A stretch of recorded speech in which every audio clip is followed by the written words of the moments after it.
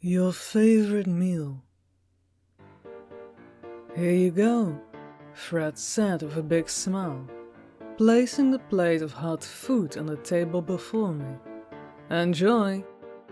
I looked him up through tear-filled eyes. Enough, I pleaded weakly. No more. Fred's smile faded. No more? But this is your favorite meal. You always have the fried deluxe when you visit Fred Fried Ups. Look! Bacon, sausage, egg, tomato, black pudding, hash browns, toast, extra mushrooms.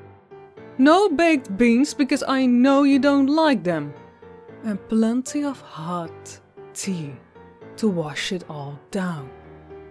Any other time, my mouth would be watering at the delicious feast, but right now I was feeling nauseous, my stomach gripped in crippling pains, not helping by the rope wrapped tightly around my torso, securing me to the chair.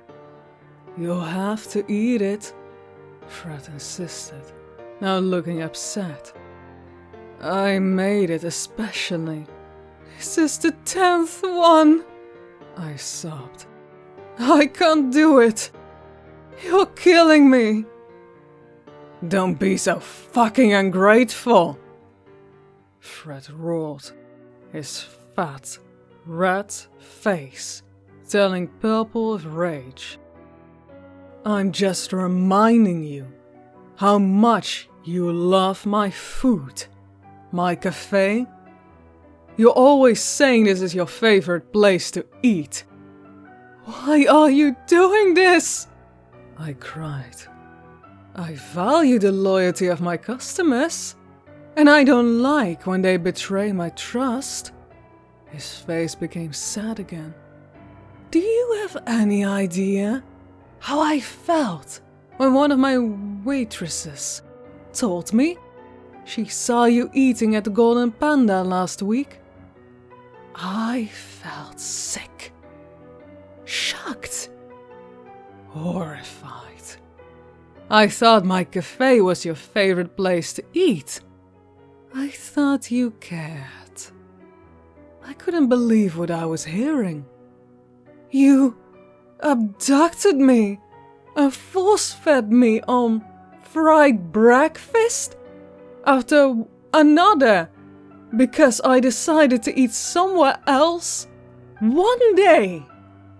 All I'm doing is reminding you of why you love my food so much. He picked up a fork, spared it with mushrooms and held it to my mouth. Come on, eat up. I closed my mouth and turned my head stubbornly away, but Fred pinched my nostrils shut, forcing me to open my mouth for air and push the mushrooms in.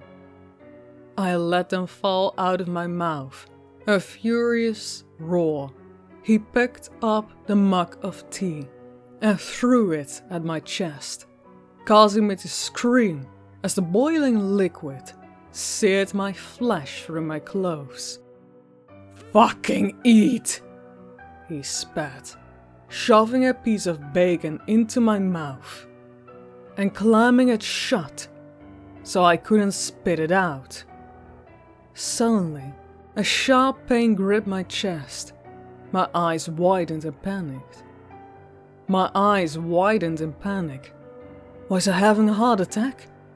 Was he going to force me to keep eating until I literally died? I sobbed in agony and fear as he pushed a piece of egg between my lips. If I actually survive this, I will never eat fried breakfast again for as long as I live. Pharmaceutical companies and chemists owe me money. Every pharmaceutical company and chemist owe me loads of money, and I will never stop going over to pharmacists to raid a cash machine so I could grab money owed to me. I'm always get taken away and put into some cell while I shout out loud how every big pharmaceutical company owes me money big time, and especially pharmacists. It's not fair, and I wished we all lived in a world where everyone got paid for the job they did. But no, it's always some guy or woman who gets everything, while people like me just slide down the chain. So, how do these big pharmaceutical companies owe me money? Well, I'm a professor for a university, and I'm always tough on students to the point where they are so depressed that they need actual antidepressant medication to ease the depression. I mean, I teach hundreds of students who I cause so much anxiety and worry to the point that they cannot sleep. You know what keeps them from killing themselves? Antidepressants, which I cause them to go and buy to survive my lectures. I'm owed big time. I also do other work while I manage some small-time superstore for extra cash, and I cause my employees big-time depression by being very demanding on them. Like I always time how long they went to the toilet or if they are not quick enough to fill the shelves, and I know they do not like me. I got this job as I'm super good friends with the owner, who lets me do part-time. I've known him since childhood, and all of these workers are on antidepressants because I cause them depression. But do I get any of the cuts of their profits? The answer is no. I also own some house which was passed down to me by my parents, and I cause my tenants some heartache by demanding their pay rent on time.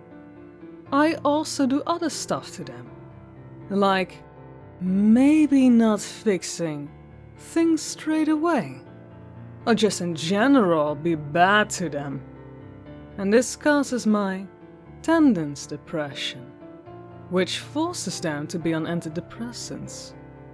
I always get tenants who are desperate to live somewhere and cannot afford anywhere else. Do I get any of the cuts from the profits from all the antidepressants sold on my behalf? No, I do not. It's not fair. I was just trying to help my friends. I've done really well in life. Even when I was at school, I excelled in high grades. And after school, I managed to get an amazing job. I got myself a house and a fancy car. And in general, my life has been amazing up until now. And unfortunately, I am the only one out of my 3 friends that is doing well in life, as my friends are struggling with low-paid jobs and can hardly afford rent for the apartments they live at. I feel bad because only my life has turned out well, while theirs is an uphill struggle. I met my friend Robert at his apartment, and as he depressingly spilled out to me how he hated his life, I had a great idea to help him out. If I possessed Robert for a while, I could turn his life around, and I'm very good at solving things. I first tried to help Robert by possessing him, and how I tried to possess him was by putting my hand down into his mouth and down his throat. And afterwards, I could slowly try to get my whole body into his body, I failed to possess Robert, and he died by choking. I got my arm out, and I felt bad for failing him, and as I am not used to failing. Then I met up with Mark, my second friend, and he too hated his life. And as I observed his cramped one-bedroom apartment, it reeked of failure. Mark had such huge dreams when he was younger, and I felt even more bad that I was successful in mine. I tried to tell Mark that life is just luck, that I simply got lucky with mine, but it didn't cheer him up. I then told Mark that if I could possess him, then I could tweak his life in the right direction. I tried to possess Mark by putting my arm down his throat, and so struggled to get my body into his body. And he also died, as I pulled something out of his throat, and he died instantly. It's clear that I failed to possess Mark. I lost 2 friends now, as I couldn't possess them and make their lives as amazing as mine. My 3rd friend, Jimmy, his life was even worse, as he had gotten in trouble with the law. He has just gotten out of prison and is trying to redo his life again. I told Jimmy that I could possess him and make his life a success like mine. And Jimmy agreed. I tried to possess him first by putting my arm down his throat, and I still couldn't get my whole body into his body though. Jimmy died. All 3 friends have died. Now I've decided to only have friends on the same success level as mine now.